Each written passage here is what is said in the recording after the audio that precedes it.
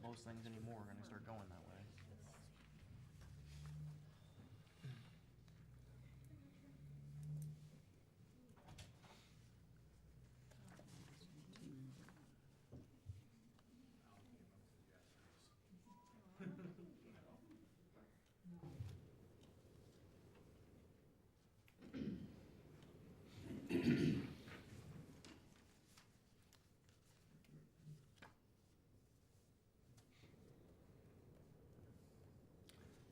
It'll be a couple minutes. We're having some sign-in YouTube issues.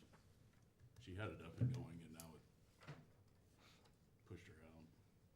Is recording, I believe. Got it. No, just hit the button. Turn that off. Just keep it covered. It's required, yeah, I mean, if you're in the monetization program, like you get paid for your videos, they require it, but standard people should not.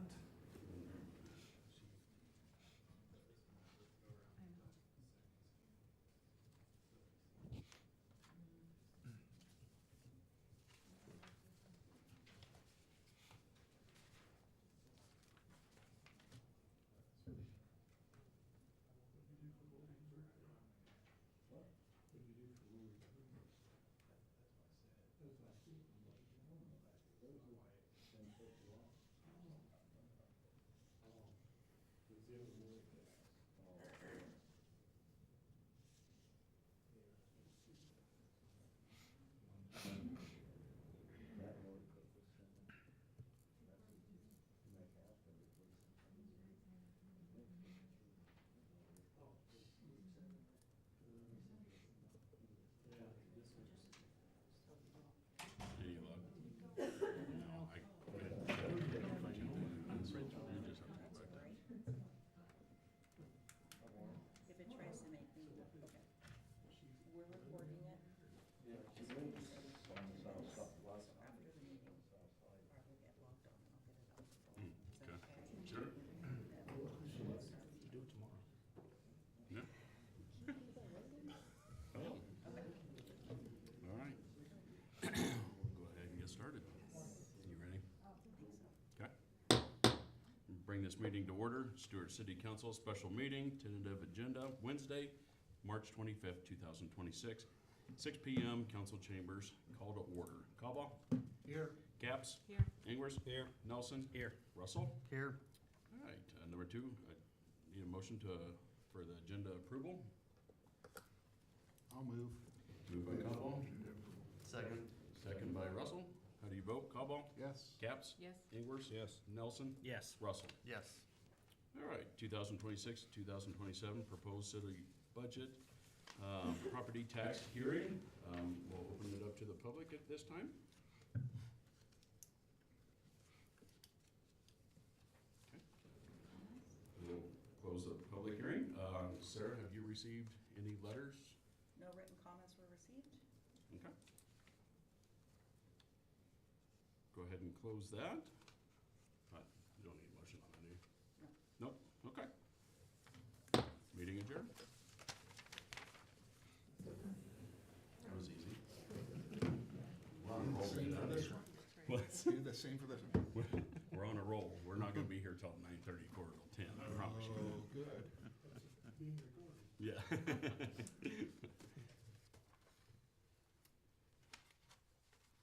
need to wait till 6:15. You can start anytime. Let's just go ahead and start. How's that? So we gotta go through everything again. Okay.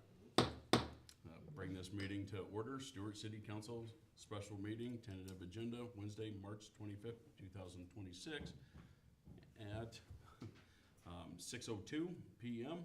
Call to order. Cobble? Here. Caps? Here. Ingers? Here. Nelson? Here. Russell? Here. Okay. Agenda approval. I'll move to approve the agenda. Moved by Cobble, Second. second by Russell. How do you vote? Cobble? Yes. Caps? Yes. Ingers? Yes. Nelson? Yes. Russell? Yes. All right, 2026, 2027 city proposed budget and set a date for public hearing, which will be April 16th, 2026, at 6 p.m. That's a 13. Oh, sorry, 13th, that's my bad, that's April 13th. So correction on that, that was my bad. April 13th, 2026 at 6 PM at the City Hall. Okay, Motion to set the date of public hearing. I need a motion to set the date for a public hearing. I'll make that motion. Motion by Ingers, Second. second by Cobal. How do you vote? Cobal? Yes. Caps? Yes. Ingers? Yes. Nelson? Yes. And Russell. Yes. You said 6 PM. 6 PM, that's correct. Yes. Yep. All right, number 4, Saint Center LLC request for additional funds for repairs. Mrs. Rehal, I'll turn it over to you. I'm gonna turn it back over to you. It got tabled, so I was just checking on how that went and talking about it and getting the funds to fix it so we could start as soon as possible. Council, do you have any discussion at this time? Just a quick question as a refresher. You said you did obtain hotel motel tax, right? Yes. Funds, that's about 20,000? Yes. Okay. Where would the funds come from if we did this? They would have to come from your general fund reserves. Okay. So I'm not opposed to fixing the steps, okay? The thing is trying to find, for me, is trying to find a situation where we don't deplete reserves in a whole lot. The only thing, what I was thinking of is, if we were able to TIF even that full amount, that 60,000, we typically are out about 1/3 of that in the general fund. So that's about 20,000, which is the money that you got.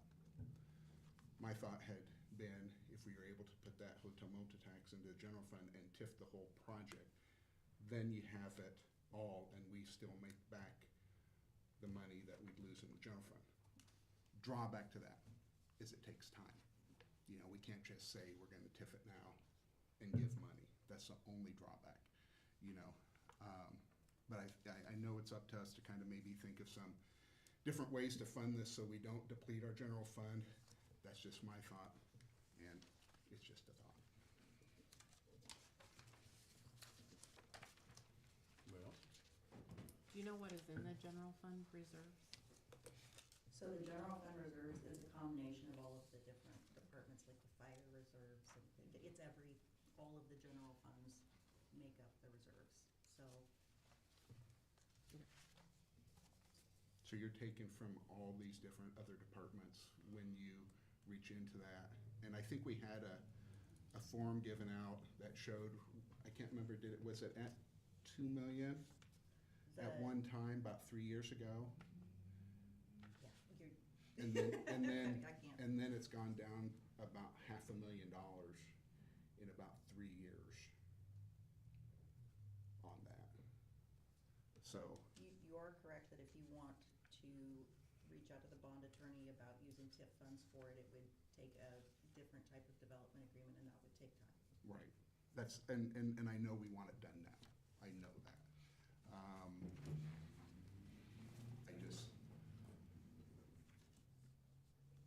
I always hope that we can get cooperation on both sides to say, okay, hey, I know it's gonna take time, we need this done now. But if it's going to save the bigger picture of the city, 60,000 or even 40,000 out of the reserve, is that the best way to do it? I don't know, that's just my thought, so.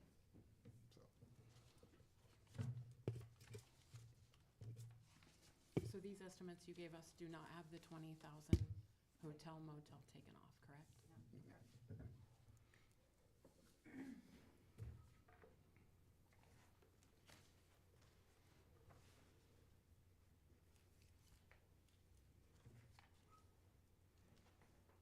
And how long, if we were to go the TIF route, how long does that take? Roughly. It's months, so you would have to amend your urban renewal plan, and then you have to approve a development agreement that was included in that plan.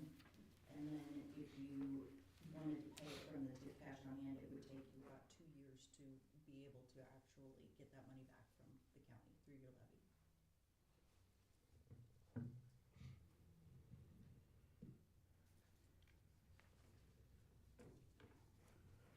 guess I would like to also put out there, from the conversation that we had with Ash and Cheryl Marks, this will be the last year of the $26,000 not being given to actually the Saints Center. So it will be open if it needs to go to the city for repairs. Like Ashton, Sarah and I kind of talked about that.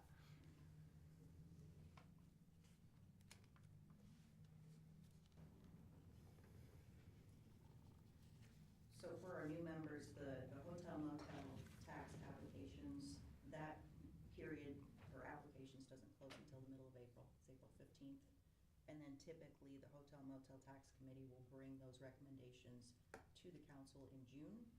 And then the payments will be issued in July, which is in the next fiscal year.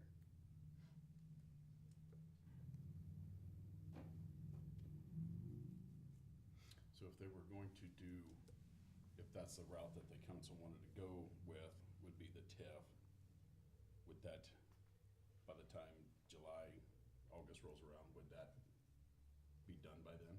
No, you're probably looking at October, November. Okay. I understand exactly what you're saying. I worry that we know this is a problem, and now if we're talking about November before repairs could be made, can this be done in November, or then is it weather dependent, the repair work? So I certainly understand the long term and the benefit of TIF. I am concerned at the length of time. It's worrisome, just the condition that they're in. So I did actually message Cheryl before all of this, and I said, I just want to clarify, if the rest is approved Monday, you can give funds before the April 15th deadline. She said that's up to whomever is dispersing the funds, so that would be y'all. They just give you a recommendation on what to approve it for.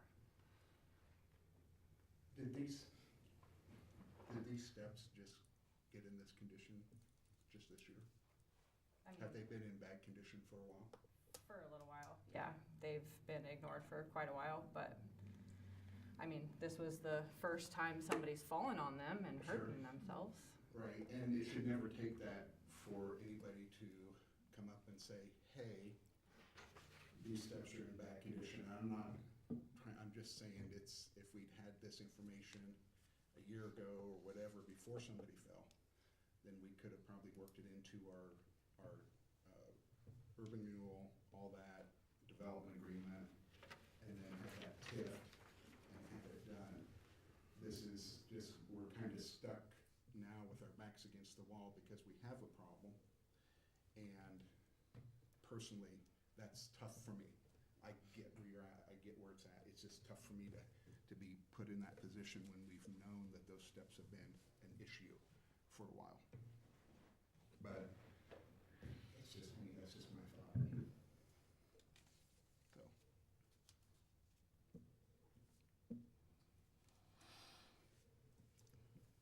Okay, anybody else?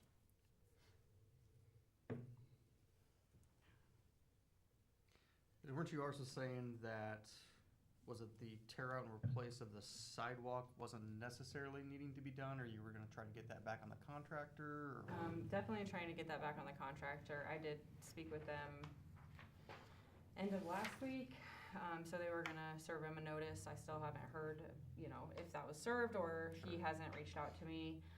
But in terms of like a trip hazard, those are the least of the worries. Like, they'll definitely need replaced, but I mean, that was the $10,000 Yep.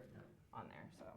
And if you were gonna do this, I would do it, and then go back on them, because instead of doing it piecemeal, instead of just doing, hey, we're gonna do this, and then have to go back next year, or you hope you get something, you just do it all at once, and you get it done.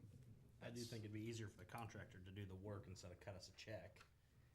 Yeah, I mean, if we leave the sidewalks out, if we can get them back, I think it's more likely they do the sidewalk work instead of cutting us a check, if that's what you were saying. well, after talking, you have to consider everything that's going on here.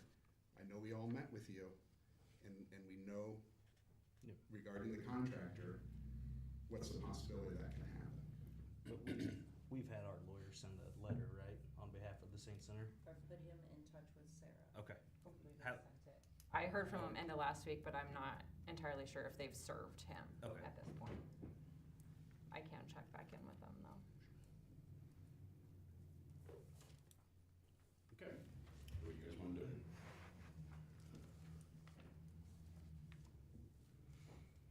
I get where Mike's coming from with the TIF option. It sounds like the step, I mean, we all seen the steps. They're in pretty bad shape. So I would love to wait for the TIF if that was a legitimate option for us, if it would work out, but I don't wanna put it off on another year and potentially somebody else getting hurt.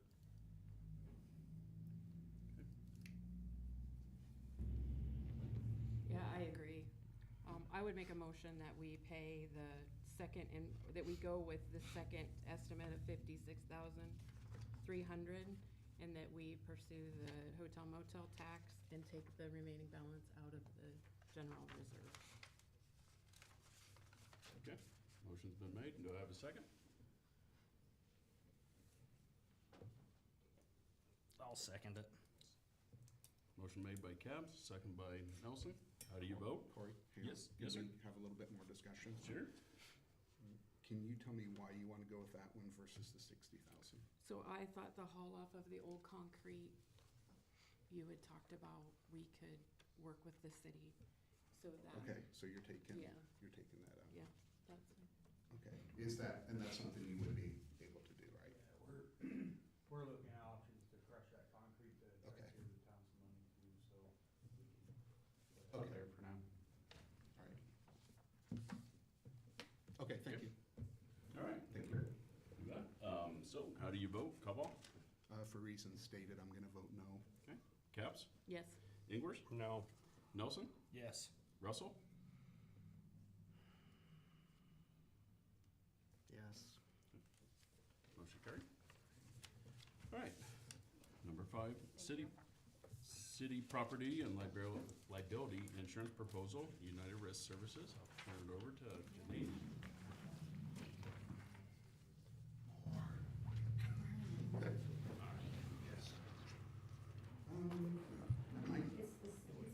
Oh, it is different? Okay. It's just one each here? All right. So The new that's- one I'm distributing just has some updated numbers at the end that I was waiting for. So just alternative options if you wanted to have that in front of you as we discuss things. First of all, good to see everyone.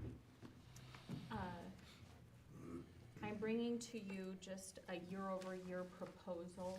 I have all the full EMC proposals for you that you're welcome to look at.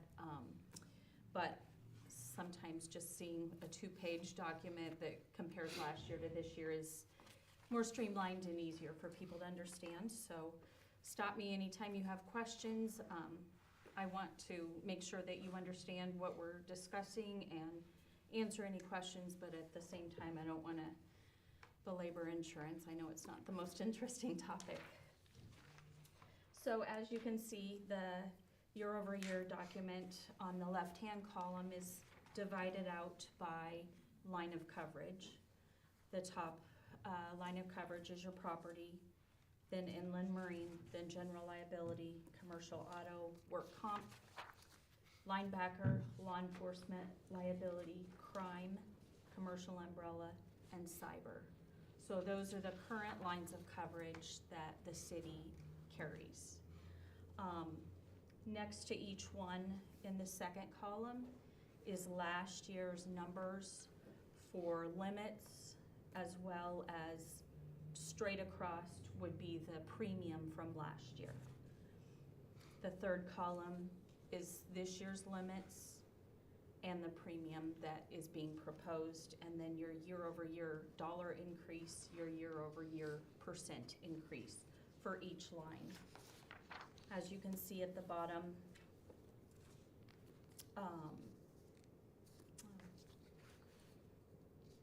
the year-over-year total increases projected is $10,040 at a 6.21% increase. There are not really significant drivers of that. Everything is actually just gradual increases for each line of coverage. I will note several of the items that I highlighted in yellow just so we could have discussion points on those. First of all, your property, I do want to let you know that flood coverage and earthquake coverage are not included, just so you're aware. We can always get quotes for those if you're interested. There would be additional premium associated. In the past, councils have chosen to take that risk on and not fund that risk. So if that's something that this council wants to see quotes on, we can certainly do that. Right now, your all other perils deductible for property is $5,000. So a few years ago, most insurance carriers in Iowa switched to a % deductible for commercial products. So wind and hail have a 1% deductible. So if there's a wind event, a hail event, you're going to be charged a 1% deductible on that building. But all other perils besides wind or hail, you have a $5,000 deductible. So if it was a fire or something of that nature, you'd have a $5,000 deductible. In the packet I just handed out, the second page, you can see, I tried to lay out anything over a $500,000 value would impact that 1% wind hail.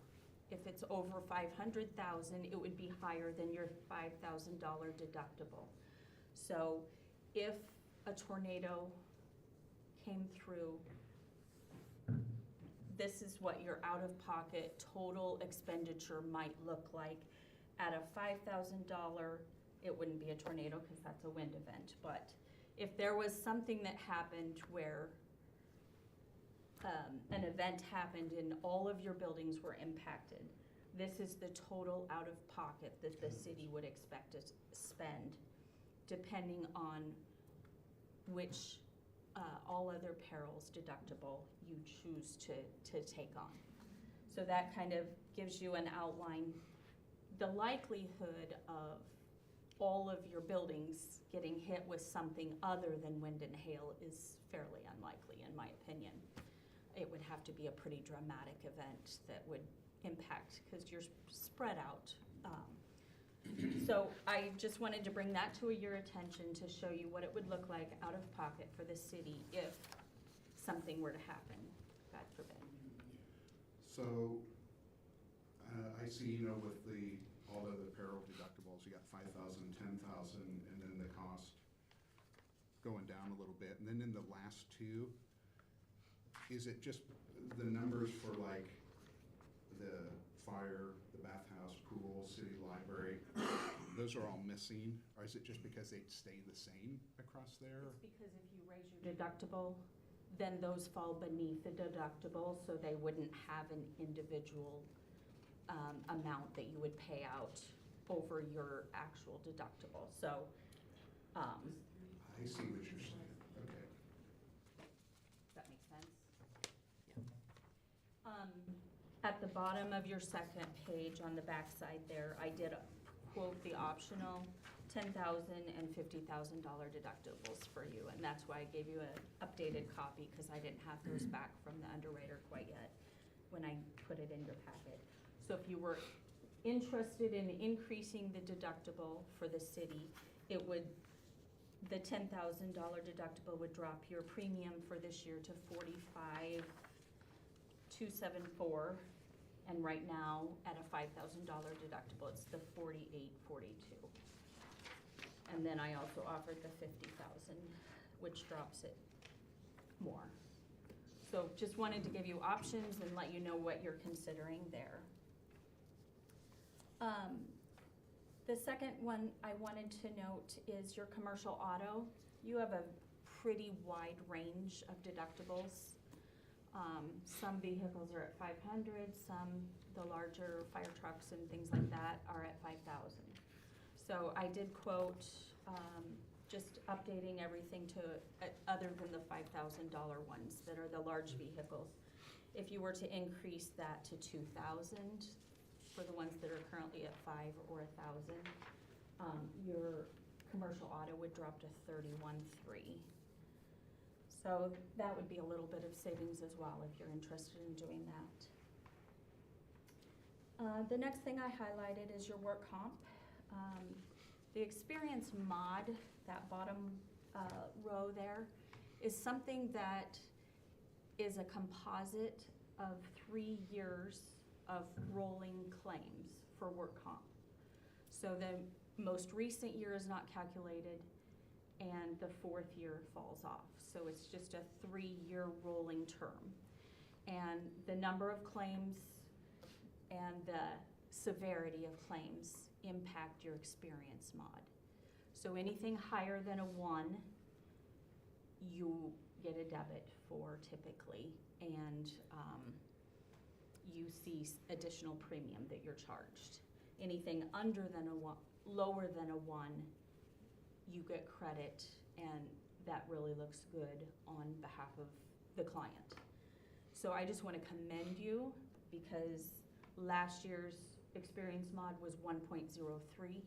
This year it has dropped to 0.74, which is incredible. That's a huge dip. We've had a large loss year fall off, and we had a good claim year come onto that. So you're seeing some, in spite of, if you look at your different class codes for work comp payments, they've all increased salary-wise, but your overall increase is a little less because of that experience mod. So kudos to everybody working at the city, because that's a huge jump and an incredible job. The next line of coverage I wanted to touch on is crime. You have an employee theft limit of 150,000. I would recommend that you increase that to 250,000. It's about $27 increase, but it's for any kind of theft that might occur. And we're constantly hearing in the news about theft that occurs in cities. And I'm not saying or questioning the integrity of anyone that works for our city. It's just to protect you as the council and the city. So that's something I would encourage you to look at increasing. It's minimal premium, but if there was something to happen, it would take care of things. And then the last thing, you have an option to increase cyber. And that optional 2 million quote with $2,500 deductible is listed there for you. I know Sarah said you're going to a cloud-based system coming this fall, so as cyber incidences increase, it's just wise to make sure you're covered properly for whatever might happen. So that's something that I might recommend that you also look at increasing. Well, what do you think it should be? I offered the 2 million down there. It increases your premium to $58.92 from the $37. So it's about a $2,000 increase. But in a ransomware or some other kind of attack, 2,000 would be a drop in the bucket compared to what might happen. So that is the renewal quote we have. Those are the things I wanted to highlight. What questions can I answer for you? Or what explanations do you want? There's some things you might not even know what they're referring to on here. Sure. I think a question had come up, not here, but do we have coverage for lost wages? For if if there was a problem and you couldn't work in the building, or? And Yeah, I know where you're going with yes, this. I mean, it was brought up that we didn't have that coverage. You have extra expense and income expense and extra expense. That's included in your coverages. So if this building were to burn down, there would be, I don't remember if it's 90 or 180 days of coverage to move everybody in City Hall to a temporary location to work, set them up to work, and make sure wages are paid in the interim. Not to cut you off, Denise, but I understand what Mr. Caldwell is going after, and maybe that might be a question that we ask you later. Afterwards, after we discuss some other things, but I think I know what you're talking about, and maybe not. There's a previous. No, I'll just leave it. Yeah, but I'm on the same page. Okay. I know exactly what you're Okay. getting out there, but yeah, we can ask that question later, I guess. Yeah. Any other questions that anyone We're- has on any of these? I'm sorry, but, and maybe I'm lost here on your sheet, Janice, but I don't see underneath the cyber, I don't see where it was, you're increasing that at $2 million. All I see is $1 million. Where's the 2 million at? Under notes at the very Oh, bottom. under notes, I'm sorry. Okay. I That's was looking where right underneath the cyber where you had it highlighted. Okay. Yeah, that's what I asked too. Didn't see it. Oh, gotcha. Okay. And that premium. Okay. Okay. My bad. No, you're good. Sorry. It gets confusing. Thanks, Sarah. Okay. And previous to all of this, Sarah and I have walked through and cleared up any, verified that lien holders were still accurate and addresses are accurate and all of that. So we've walked through that process already behind the scenes. So just so you're aware that what we're quoting is the most accurate information that she and I could have. We have help from our other departments too, going out and looking over all of the equipment and things inside buildings that would need to be replaced to make sure we have adequate coverage for that too.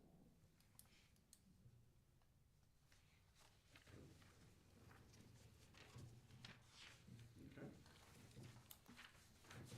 So your coverage renews April 1, so you would need to decide how you would like to proceed. If you want to renew, you would need to give me a request to bind coverage, and if you want to make any alternative changes, proposed increases or adjustments, I would need that.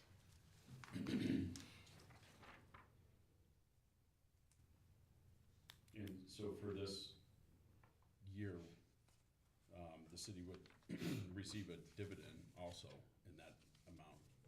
This is the dividend that was paid to the city this Already? current year already. Okay.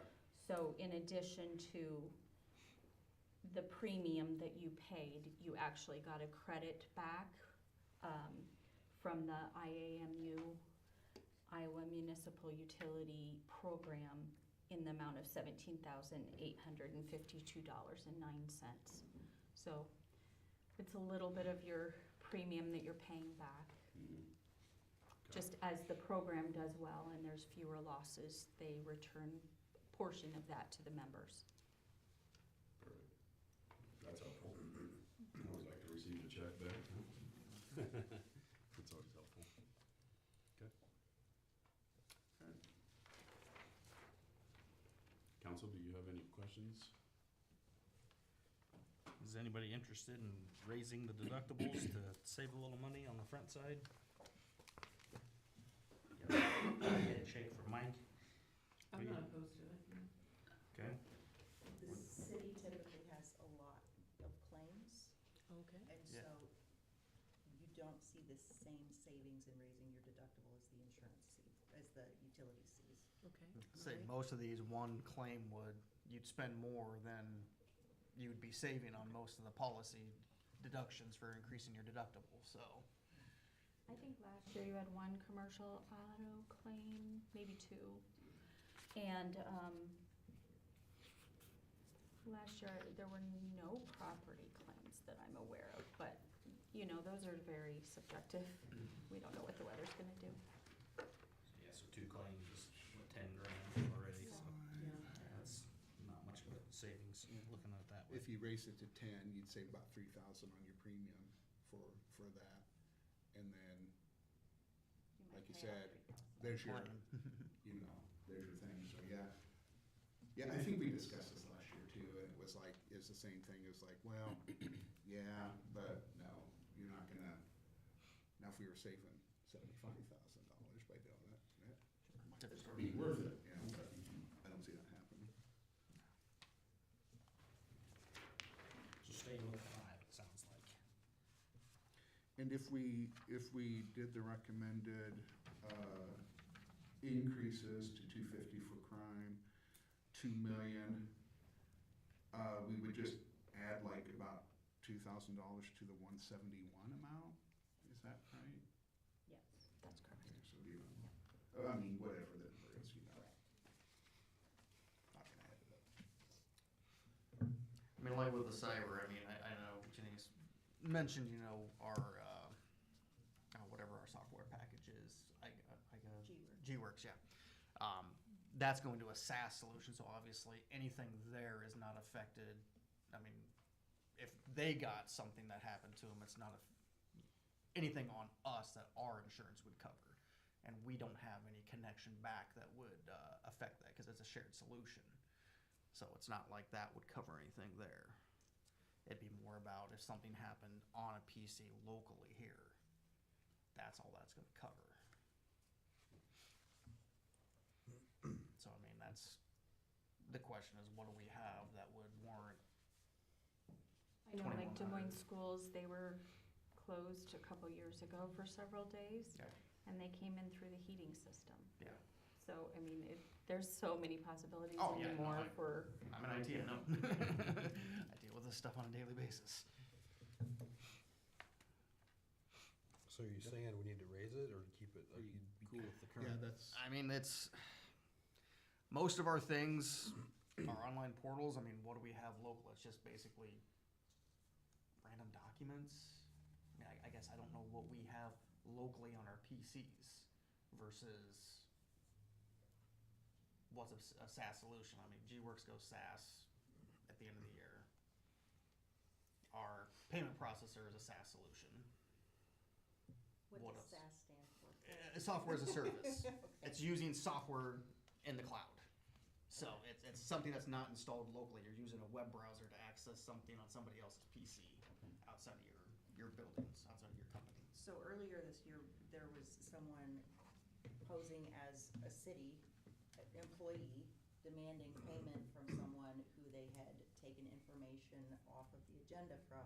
If that person had fallen for that trap and paid, is that something that we could go against the cyber insurance policy that would cover those funds? It depends if you willingly give up the funds.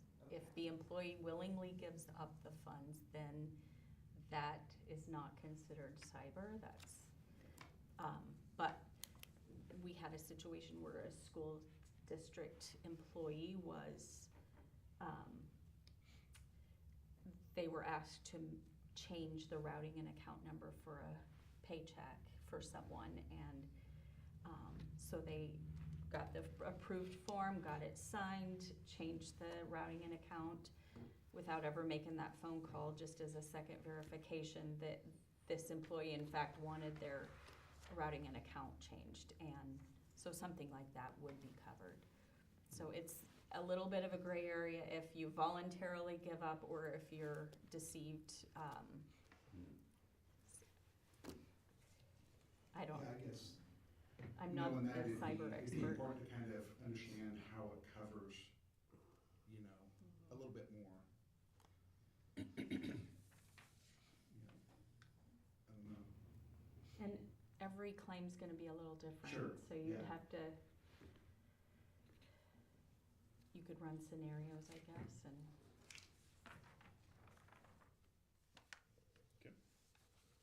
if you kept it the same this year. So if you did, if you increased it and did the increase on the crime, it's about $2,100 more. So it's about $173,788 is what it would take it up to. Is that right? Does that sound about right? Approximately, bro? Is that That's what I with got. or without cyber? That's with the cyber increased. Because right now it'd be $37.83, go up to $58.92 for $1 million coverage, $2 million.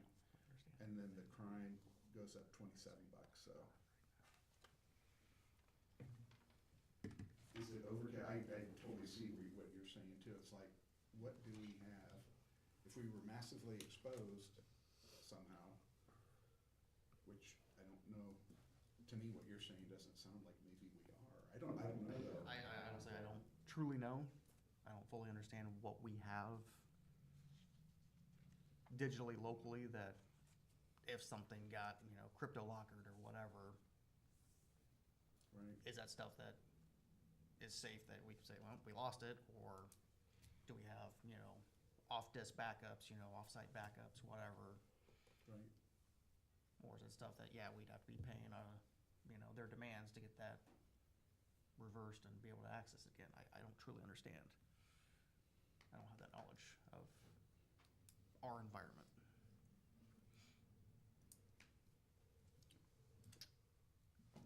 But you guys just roll the dice and. That's just what I would do. It's like I This just year. flip a coin. Yeah. I mean, it's what we've had for, Whichever way, how many years now that we've been Yeah. doing it? Like, I'm gonna make the motion to just keep it the same. I'll second that. Okay. Motion by Ingers, second by Nelson. How do you vote? Cobble? Yes. Caps? Yes. Ingers? Yes. Nelson? Yes. And Russell? Yes. All right, page 3 is our next agenda item. It's not, it's part of our discussion with insurance. Corey came to me maybe a month ago and asked if I could put a list together of ways that the city could look at some training or changes to make that would potentially impact premium savings. And so I talked to EMC just to get some guidance and feedback from them on things that they have in place that we could tap into, resources that wouldn't cost money. And then put together a list for you of things that I have thought of. I'm sure there's a wide variety more, but these are just some, an overview of what I was thinking through. First of all, EMC website is something that anyone can access. There's a loss control piece on their website that you don't need to log in. You can just go to their website and go straight to loss control. And there's all kinds of topics, and you can organize it by industry and get all kinds of resources that whatever topic you might want to look at. There's brochures and information out there that can be helpful. So I just wanted to let you know that that's always available to you. If there's questions that you have about loss control options, that's available. Another option that we have is our parent company, True North, has specific team members that have expertise in risk and workforce solutions. And that's 2 pages over. On the back, it shows additional team members. And we have someone that manages and walks people through how to set up a safety program. We have people that help with workforce solutions, like human resources types of situations. They can help you clean that part of the business up if you're interested. And these are a fee-for-service basis. And then we also have a gentleman that works with cyber solutions. So he would come in, evaluate your cyber, where you may be weak, and how you could beef that up and improve things. I actually had the opportunity to work with the school district. They had him come in and do lots of testing to make sure that they were completely secure. And then at the end of the process, they took about a year. At the end of the process, we sat down and had a cyber attack that was, we all sat down in a room, and all the administrators, and I was included, and walked through a planned cyber attack. And we didn't know what kind of cyber attack it was, but it was just a good tabletop exercise for how we should all do our different jobs in that situation and how to best overcome it and get back up into business the most quickly. So that's the kinds of things they can offer. So I wanted to first point you to those resources that you have at your fingertips if you're interested. But then the more specific list that I came up with is, first of all, a safety management and culture is key to any kind of premium savings that you would want to see. Creating a safety committee, program of safety, investigate accidents that happen, evaluate incidences that may not turn into a claim at all, but there was a situation that happened and an employee brings that to the attention of the administrator, their boss, and then there's discussion around that. How could that have been handled differently? What can we do in the future to make it more safe so it never happens again? Background checks on prospective employees, walking through that process and what that could look like. New employee orientation that focuses on safety. Maybe creating an orientation program for new employees if there's not one already. Facility walkthroughs, just to see, or sometimes new sets of eyes. When you're not working in a building day to day, you might see things that other people miss that is a hazard, but you just always know that cord is there and it's not a big deal to the people working there, but a fresh set of eyes might see things that you're missing. So the city's account has not historically qualified for providers who might offer significant savings because there's not been that safety focus. And when people come on site to do evaluations, they feel that, sense it, see it. So beginning to build a focus on that would show providers that the city's serious and wants to change. I think this discussion is incredible because it shows that you're being proactive and you want to do something different and you want to promote change across the city. And so, I think that's the key. And then just continuing to implement things that you can do to improve will impress underwriters and any risk control that comes out, because they'll see that there's a difference and that there's that proactivity for a change. The second item that I indicated was emergency action plans and preparedness. If there was a tornado in Stuart, or heaven forbid a shooting or something, what are the steps that you would take? Who's in charge? Who is talking to the media? Who is talking to and communicating information to citizens? How is that being dispersed? Who's locking down the city so that only certain people can come and go? All of that shows proactivity, and it's always a good exercise just to make sure you're prepared for what could happen. And if something, God forbid, does, you're ready, and everybody knows what role they're supposed to take in those situations. And again, right alongside that is the cyber. If there was an incident where Sarah came in and her computer was black and then she got a message from someone saying that they've taken over the computer, what are her next steps? Who's in charge of making those decisions, and how are you dispersing information? And so any kind of proactivity you can do around those is great, just foresight. So Janice, on those items, the safety management and culture, the emergency action plan, and the cyber incident response, if tabletops were done and we had minutes from a quarterly tabletop, or if we had a safety committee and we had, again, minutes, or we showed that there was a meeting cadence and that this kind of information was looked at, is that what you would want to see? You don't really care about the ins and outs of a tabletop disaster. You just want to know that it was thoughtful and it was all inclusive of departments and that there was some sort of outcome that was documented. Yes. Okay, that makes sense.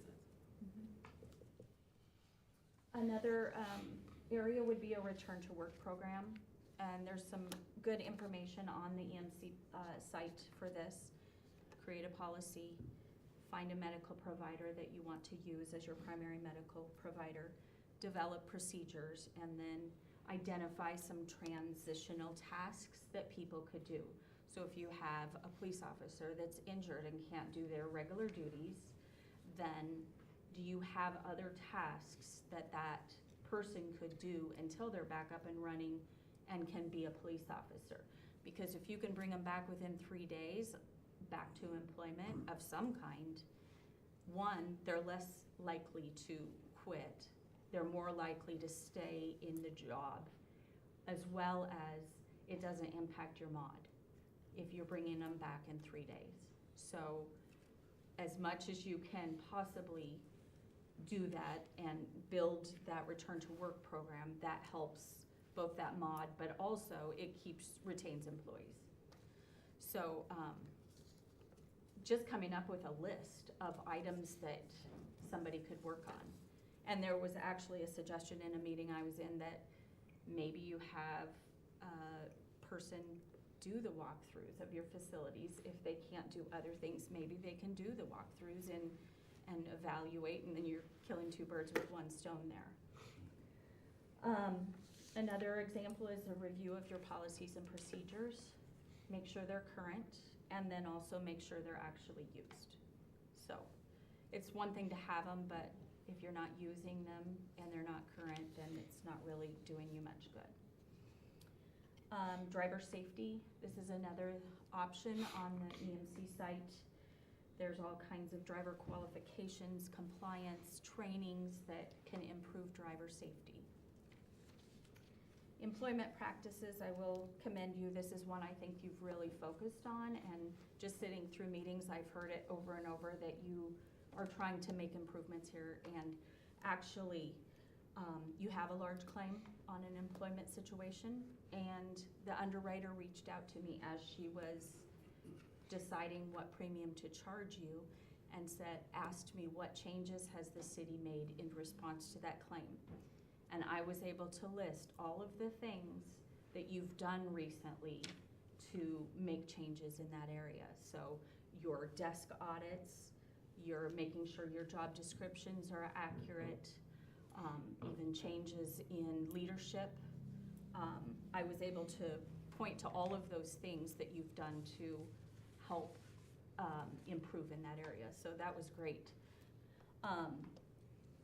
And I just noted that you have that hiring firm or you're looking to hire a firm to help guide you in that. And I said, we also have that as an option if there's somebody that you want to just come in and pay them a flat fee and then have them help you with that. But I think you have somebody that is also doing the job search for you that is doing that. So we are already using the on-call nurse. So I think every year we try to get everybody a wallet size so that if there's an injury at work, they just call the on-call nurse and she guides them and directs care, which helps streamline the process. Another option is ergonomics and back safety, just some training on that. Slips trips and falls training. That's the number one area of loss for claims, is actually just slips, trips, and falls. So training on that is always a positive. And then fire prevention. And maybe you bring your firefighters through the buildings and have them evaluate maybe areas that you could improve on, and use your own people and their expertise to help with that. And then funds management. Do you know who handles cash, who handles payments, and how all of that is processed? Is there a separation of duties to minimize that employee theft and all of that? So just anything that you can do to understand which departments might be handling cash and how they operate that is wise. There's also, EMC doesn't offer it free, but there's a discount to Lexipol access for the police and firefighters. I don't know if we use that now. But that offers training for police and firefighters and policy development and all kinds of accreditation support. And so that might be something that if we're interested in, we could explore a little more. It also offers some training on the First Amendment auditors. So I know we had that discussion. So that would be something that could help with, just some de-escalation, how to handle that, because it's not something we all deal with on a regular basis. I already mentioned the firefighters walking through the buildings, but some other questions. Do you know what each department's doing? What trainings do they have on an annual basis? What improvements would they like to make, and are those budgeted for? What managerial skills are you expecting of department heads, and are they being properly trained to do that well? Is the council actively engaging the experts that you have within your departments to support and build a safety culture and tap into their knowledge and skill sets to help support the overall mission of the city? So I think as you continue to be proactive and look for ways that you can learn yourselves, understand the city better, I think you'll see some savings on your premiums as well. Any questions about any of that? I did provide just a snapshot of the EMC website where you would be able to drop down and get access to some of that additional information. And then on the last page is just an example of one of those brochures that you could access on there. Any questions that I can answer? No, thank you for doing that and providing the information, so that's really good information, and hopefully we can keep continuing moving forward on that, and whatever we can save on insurance premiums, I think that's in our best interest, so. And anything I can do to help, let me know. I'm happy to help always. Thank you so very much. Thank you. Mr. Mayor? Yes, you betcha. We'll take a 2-minute recess. So we've already done something. Did we have a sign-in sheet? We did, all I did was write down the people who attended, so all I got that, but I need to provide that with her, because she's like, give me that, Yeah. so, yeah. Okay.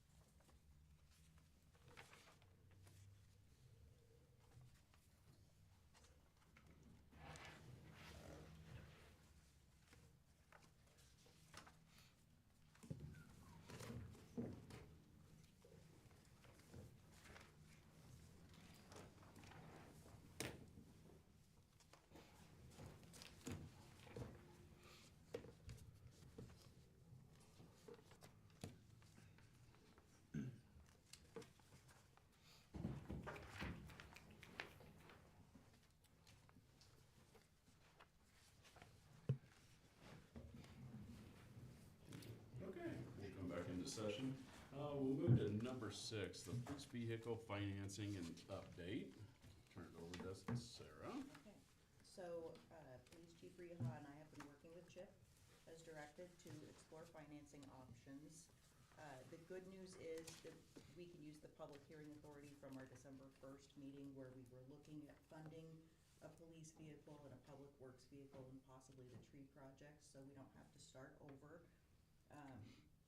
So Chip presented 2 different scenarios. Scenario A assumes that you are financing the 3 police Tahoes and also the Public Works Department work truck. Scenario B assumes that you are only doing the police vehicles. He does recommend that you go with scenario A. And if you don't understand what he's saying here, based on the future debt levy of $3.30 for scenario A being 50 cents less than the fiscal year 25-26 levy, scenario A is recommended, assuming the city council is supportive of purchasing these vehicles. This approach makes more efficient use of issuance costs by combining both department purchases into one financing. So if you go to page 4 of 13, we have a chip chart. Chip chart. And he's got the shaded line, that's the budget that we're working on, that we set the public hearing for. Mm-hmm. Right above that, fiscal year 25-26. If you go over to the number in the area that he has circled, the $3.81, that's the debt levy for the budget year that we're in right now. So if you compare that, go underneath that shaded line to the fiscal year 27-28, that's the first year that we'll actually be levying for the payments for these. It's less than the year that we're in right now, so that's why he recommends it.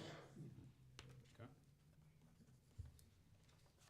And then if you want to look at page 7 of 13, he has just the police department vehicle payments laid out. The council had requested to keep their payments under $80,000. He got very, very close. Yeah, you did. Yeah. Okay. So, what we need to know is which approach the council would like to take. Would you like to do scenario A, which is the police vehicles and the public works vehicle?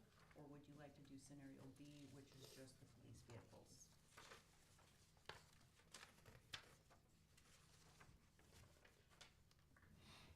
I'd make the motion to go with scenario A. Okay. Motion by Ingers. I have a second. I'll second that. Second by Caps. Can I ask a quick question? Sure. Just, why do you want to do that? Why did he want to do No, that? I'm asking, why do we want to go with scenario A? Is it just,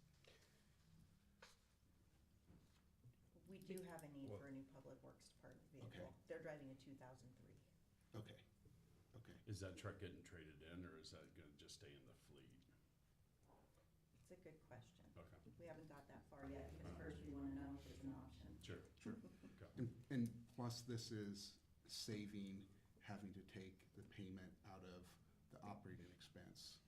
If you will notice, Chip did work it out with First State Bank so that the first payment is not due until the following fiscal year. Yes, so we do not have to dip into Okay. reserves. And I know from last meeting, there was a question about buying 3 vehicles at once. Is that still a concern, or? I mean, as the chief had laid it out, I mean, it's gonna be more cost effective and a huge savings versus not doing it. Oh, I'm just And saying it was it's- brought up, Yeah, so I didn't know if it was still a issue or not. I mean, either way, but my biggest concern was, we were looking at taking 80,000 away from salaries. Yeah. In that, I don't know where the confusion was, because generally you don't write a vehicle into an operating budget. It's usually a capital expense, is that right? And you bond for it and you levy for it, and that may have been, who knows what, I don't know what it was, but evidently there was some cross-communication, miscommunication, not understanding, something like that. I did have a chance to reach out to Ash and ask him about that budget work session, and he showed me that he had bumped up the amount in the budget for capital improvements, for capital projects, which would be receiving the loan funds, and then also bumped up the amount of the debt service, which would be for making the payments, and that's why he said that money would be available in that year. Okay, so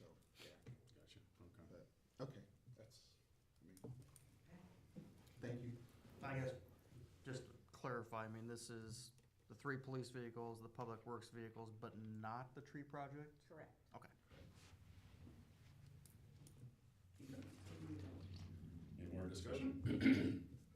All right, how do you vote? Cobal? Yes. Caps? Yes. Ingers? Yes. Nelson? Yes. Russell? Yes. Okay. Alright. Okay, all right, number 7, Police Department, possible closed session under Iowa Code Section 21.51(a)(c) to discuss strategy with legal counsel in a matter where litigation is imminent and where disclosure would be likely to prejudice or disadvantage the position of the city in that litigation. I will need a motion to go into closed session. Make the motion? Motion by Russell, I'll second. second by Nelson. How do you vote? Cobal? Yes. Caps? Yes. Ingers? Yes. Nelson? Yes. Russell? Yes. We are in closed session. If everybody can